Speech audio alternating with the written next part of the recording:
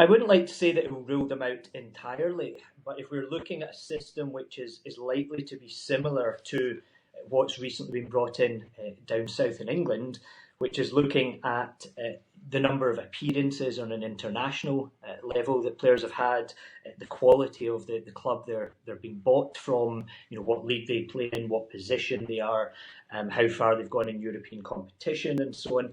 It does certainly raise the bar in terms of you're really going to have to establish the quality of that player from Europe, whereas at the moment you can effectively sign any European player that you would want to.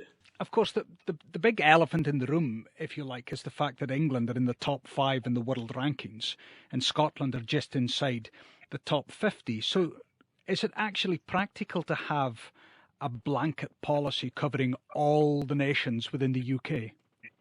I certainly don't think so. If you look at the standards which are set in England, it's very, very unlikely that Scottish clubs would be able to afford to buy players of that calibre. So it certainly seems that what should happen is that through consultation with the SFA, the SPFL and the other various bodies, they put a proposal forward to the Home Office which allows for a points-based system which is actually tailored to the needs of Scotland and the finances in Scotland.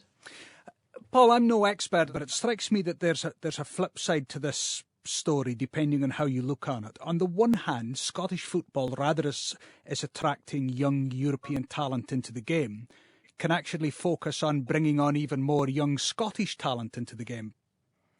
Yes, I think every club in Scotland effectively is a selling club to a greater or lesser extent, and many clubs have used that model of bringing in the young European players and often selling them down to England for huge profit.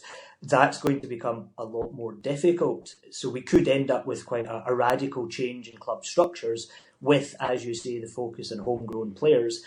But equally, the flip side is it does create that opportunity, perhaps, rather than squads being filled with European players, it's going to encourage more Scottish players to make the breakthrough, which in the longer term could certainly be good for the Scottish national team. Paul, just finally, your law firm represents sporting bodies and has been involved in football for a long time now. In your professional opinion and your legal opinion, how big a disruption is Scottish football likely to face regarding Brexit when it comes to signing players?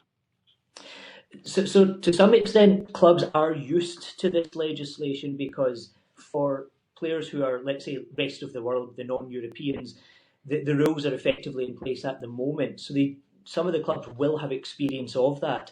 However, overwhelmingly, when you look at the squads within Scotland, they will be either homegrown players from the home nations or Europeans. So it's certainly going to see a big shift in terms of how much legwork needs to be done to actually bring in players from abroad. As to exactly how much of an impact, we're just going to have to wait and see.